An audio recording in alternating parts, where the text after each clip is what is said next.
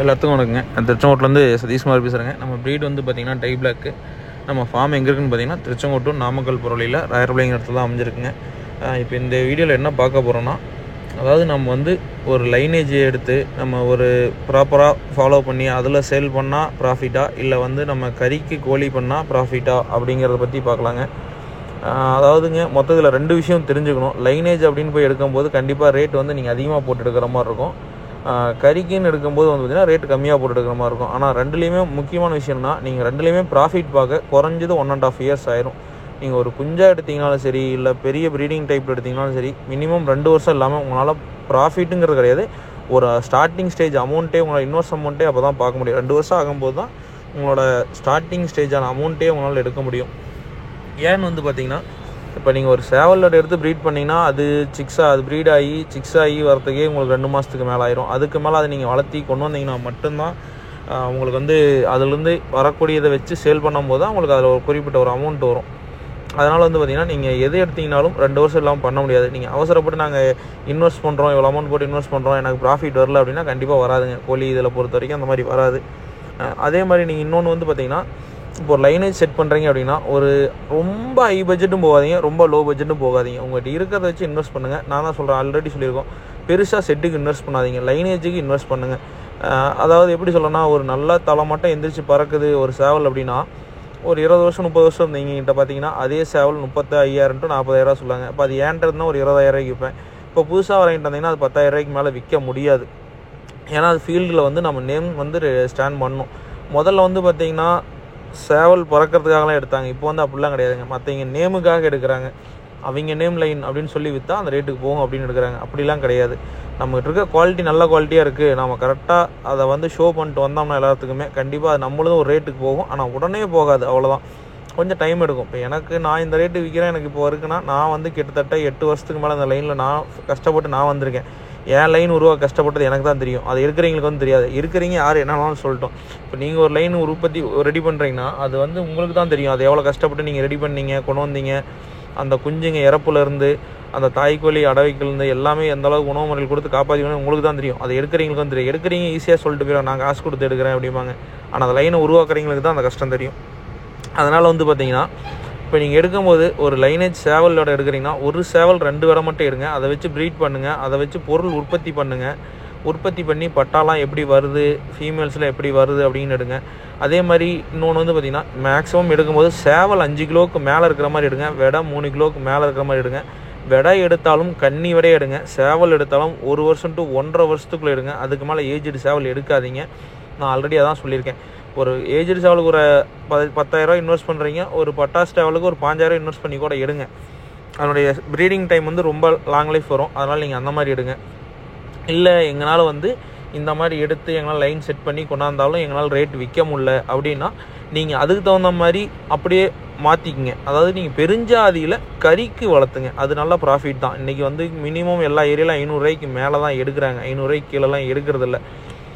எங்கே எடுத்தாலுமே ஒரு 500 ரூபாய்க்கு மேலே தான் எடுக்கிறாங்க. கறிக்கு எடுத்தாலுமே கோழிலாம் எடுக்கும்போது வந்து பார்த்திங்கன்னா பெருஞ்சாதி சூஸ் பண்ணுங்கள். ஏன் பெருஞ்சாதின்னு சொல்கிறேன்னு வந்து பார்த்திங்கன்னா, நீங்கள் வந்து அதாவது சித்து வடையாக இருக்கட்டும், இல்லை இடவெட்டாக இருக்கட்டும், அசல் கிராஸாக இருக்கட்டும், இல்லை வந்து ஒரு கடக்நாத்தாக இருக்கட்டும், எந்த ப்ரீட் எடுத்திங்கனாலுமே ஒரு 8 மாதம் வரைக்கும் வளர்த்திங்கன்னா தான் அதனுடைய ஒரு உருப்படியான அந்த கெயின் வந்து நல்லா சூப்பராக வரும். அதாவது வெயிட் கெயின் நல்லா வரும். அதாவது நம்ம கரெக்டாக நம்ம டிவார்மிங் பண்ணி வேக்சின் பண்ணி கொண்டாடும்போது நல்ல வெயிட் கெயின் வரும். அது பெருஞ்சாதியில் வந்து பார்த்திங்கன்னா நல்ல வெயிட் கெயின் இருக்கும். 8 மாதத்தில் வரும்போது கிட்டத்தட்ட குறைஞ்சது ஒரு 4 கிலோ வரைக்கும்னாச்சும் வரும். ஒரு 3.5-4 கிலோவுக்கு மேலே வரும். இதெல்லாம் வந்து பார்த்திங்கன்னா ஒரு 3 கிலோ 2.5 கிலோ 1.5 கிலோ அந்த ஸ்டேஜில் போயிடும். எல்லாத்துக்குமே ஒரே உணவு முறை தான், ஒரே பராமரிப்பு தான், ஒரே லேபர் தான், எல்லாமே ஒன்று தான். ஆனால் அதனுடைய பேமெண்ட் வந்து வித்தியாசப்படும். ஏன்னா இன்றைக்கி பெருஞ்சாதினா கட்டு லைனில் போய் எடுத்தால் தான் பெருஞ்சாதி எடுக்க முடியும் அப்படிங்கிறலாம் கிடையாது. நீங்கள் நார்மலாக பெருஞ்சாதி கறி கொடுக்குறீங்க நிறைய பேர் சிக்ஸ் பண்ணுறாங்க. அவங்கள கரெக்டாக பார்த்து நல்லா இதான் நேரில் போய் பார்த்து எடுங்க. கண்டிப்பாக அதுலேயும் நல்ல ப்ராஃபிட் இருக்குது. நீங்கள் லைனேஜ் எடுக்கும்போதும் அதே மாதிரி எடுங்க. இப்போ லைனேஜில் ஒரு சிலர் கேட்டிங்க என்னென்ன கலருக்கு டிமாண்ட் இருக்குன்னு கேட்டிருந்தாங்க. அதுவும் நான் சொல்கிறேன். சந்தன பூதி, ஈயக்கால், பட்டா கொண்டை, இல்லை கூவத்தாடி அந்த லைனுக்கு நல்லா டிமாண்ட் இருக்குங்க. டை பிளாக்கு டிமாண்ட் இருக்குது. கொக்கு வெள்ளை நல்ல டிமாண்ட் இருக்குது. ஈயக்காலில் பட்டா கொண்டை இல்லை கூவத்தாடி டிமாண்ட் இருக்குது. சுள்ளியில் பட்டா கொண்டை கூவத்தாடி ஈயக்கால் நல்ல டிமாண்ட் இருக்குது. இந்த மாதிரி கலருக்கெலாம் ரொம்ப டிமாண்ட் எப்பயுமே ரேராக இருந்துகிட்டே தான் இருக்குங்க. அது வந்து ஆனால் எடுக்கும்போதே நல்லா வால் அமைப்பு, கால் உடம்பு கட்டமைப்பு, முக லட்சணம் எல்லாமே பார்த்து எடுத்திங்கன்னா நல்லாயிருக்கும் உங்களுக்கு. அந்த லைனேஜ் சூஸ் பண்ணும்போது மட்டும் உங்களுக்கு எந்த மாதிரி தேவைப்படுது, வைப்ரேஷன் செட்டா இல்லை ஃப்ளையிங் செட்டா, அது என்னன்னு பார்த்து அதுக்கு தகுந்த மாதிரி இன்வெஸ்ட் பண்ணி நீங்கள் பொறுமையாக தொலைவி எடுங்க. ஆனால் எடுத்தாலும் 2 வருஷம் ஆகும். நீங்கள் நார்மலான ஒரு இனிஷியல் அமௌண்ட் எடுக்கவே உங்களுக்கு 2 வருஷம் ஆயிரும். அதே மாதிரி எடுத்த உடனே ஒரு பேட்ச் பொறிக்குதுன்னா எடுத்தோடனே சேல் பண்ணி அதை அமௌண்ட்டை பார்க்க ட்ரை பண்ணாதீங்க. ஒரு 2 பேட்ச் இறக்கி நீங்கள் ஃபார்முக்கு ஸ்டார்ட் பண்ணி ஃபஸ்ட்டு ஃபார்மை எக்ஸ்டெண்ட் பண்ணுங்கள்.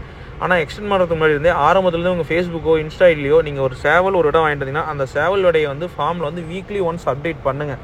இந்த மாதிரி எடுத்தால் இந்த மாதிரி இருக்குன்னு. அப்போ தான் ஆரம்பத்துலேருந்தே உங்கள் லைன் எப்படி இருக்குன்னு புதுசாக வாங்குறவங்களுக்கு தெரியும்.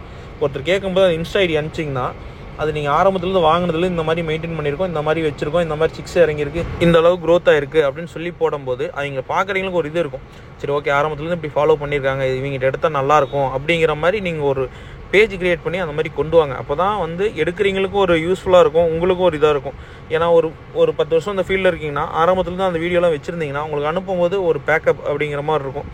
அதனால் எது எடுத்தாலும் சரி, நீங்கள் ரெண்டுலேயுமே ப்ராஃபிட் இருக்குது. ஆனால் ரெண்டுமே 1.5 வருஷத்துக்கு மேலே தான், 2 வருஷம் ஆகும்போது தான் நீங்கள் போட்ட இனிஷியல் அமௌண்ட்டே எடுக்கிற அளவுக்கு வளர முடியும். நீங்கள் போட்டோன்னே எடுக்கணும்னு நினச்சிங்கன்னா கண்டிப்பாக முடியாது. அது வந்து உங்கள் ஏரியாவில் எந்த மாதிரி மூவிங் இருக்கோ அந்த மாதிரி எடுத்து பண்ணுங்கள். நான் இப்போ தான் சொல்லுவேன், லைனேஜ் பண்ணால் ஒரு 5 கிலோ தரத்தில் சேவல், 3 கிலோ தரத்தில் விட 1.5 வயசுக்குள்ளே சேவல் எடுத்து ப்ரீட் பண்ணுங்கள். இல்லை கறிக்கு பண்ணுறீங்களா அதுவும் எடுத்து பண்ணுங்கள். ஆனால் பெருஞ்சாதியை சூஸ் பண்ணி எடுங்க. இன்றைக்கி பெருஞ்சாதி நிறையா பேர் கொடுக்குறாங்க, கறி ஸ்டேஜுக்கு கொடுக்குற மாதிரி நிறையா கொடுக்குறாங்க. அதெல்லாம் நல்லா தொலைவி பார்த்து சூஸ் பண்ணி எடுங்க. ஏன்னா நம்ம எல்லாமே நான் முதல்ல தான் சொல்லுவோம், நம்ம கொடுக்கக்கூடிய ஃபுட்டும் சரி, நம்ம அது செய்யக்கூடிய ஒர்க்கும் சரி, நம்ம அதுக்கு கொடுக்கக்கூடிய மெடிசன்ஸும் சரி, எல்லாமே ஒன்று தான். அது இடவெட்டு சித்து வெடை அதை ரெடி பண்ணுறது, நீங்கள் இதை ரெடி பண்ணிங்கன்னா உங்களுக்கு ப்ராஃபிட் அதிகமாக இருக்கும். ஏன்னா இன்றைக்கி மினிமம் 500 ரூபாய்க்கு கீழெலாம் எடுக்கிறதில்ல. யாருனாலும் சொல்லிட்டு போகிறாங்க, நான் 500 ரூபாய்க்கு கீழெலாம் யாருமே கறிக்கு எடுக்கிறது இல்லைங்க. எல்லாருமே அதிகமான ரேட்டு போட்டு தான் எடுக்கிறாங்க, மற்ற ஏரியாவுக்கும் ட்ரான்ஸ்போர்ட் பண்ணுறாங்க. அதனால் நீங்கள் எடுக்கும்போது நேரில் போய் பார்த்து எடுங்க. ஒன்ஸ் எடுக்கிறீங்க, ஃபார்ம் ஸ்டார்ட் பண்ணுறோன்னு நினைக்கிறீங்க, ஒரு பிஸ்னஸ் மாதிரி பண்ணுங்கள். அது பிஸ்னஸ் பண்ணி ஒரு 1க்கு 2 ஃபார்ம் போய் விசிட் பண்ணி பார்த்துட்டு அதுக்கு தகுந்த மாதிரி எடுங்க. அதே மாதிரி லைனேஜ் அப்படிங்கிறது உங்களுக்கு உங்கள் ஏரியாவில் எந்த மாதிரி மூவிங் இருக்குது, என்ன மாதிரி இது இருக்குது அப்படிங்கிறத பாருங்கள். மேக்ஸிமம் ஒரே நேரமாக ட்ரை பண்ணிங்கன்னா ஓரளவுக்கு நல்லா டக்குன்னு நல்லா சேல் இருக்கும். உங்களுக்கு வந்து பார்த்திங்கன்னா எல்லாமே காகம் மயில் அதுன்னு கலந்து பண்ணுறதோட நீங்கள் ஒரு நேரமாக பண்ணி பாருங்கள், அதனுடைய மூவிங் வந்து நல்லாயிருக்கும். நீங்கள் கலந்து பண்ணுற மூவிங், அதாவது விற்கிறத நீங்கள் சேல் பண்ணுற ட்ரை பண்ணுறதோட ஒரே நேரமாக பண்ணும்போது சேல்ஸ் நல்லாயிருக்கும். ஏன்னா நான் பண்ணுறேன், அந்த மாதிரி தான் பண்ணுறேன். அதனால் சொல்கிறேன், உங்களுக்கு சொல்கிறேன், ஒரு ஐடியா கொடுக்குறேன், நீங்கள் அதெல்லாம் ட்ரை பண்ணி பாருங்கள். ப்ளஸ் வந்து நான் அந்த சொன்ன நிறங்கள் எல்லாமே நல்லா டிமாண்ட் இருக்குது, அதையும் ட்ரை பண்ணி பாருங்கள். கறிக்கு பண்ணுறனாலும் பெருஞ்சாதி எடுத்து பண்ணுங்கள், கண்டிப்பாக அதுலேயும் நல்லா ப்ராஃபிட் இருக்குது. நான் இதுதான் பண்ணுங்கள் அதுதான் பண்ணுங்கன்னு சொல்ல, எது பண்ணாலும் பொறுமையாக பண்ணுங்கள், அதை வந்து ப்ராப்பராக பண்ணுங்கள்.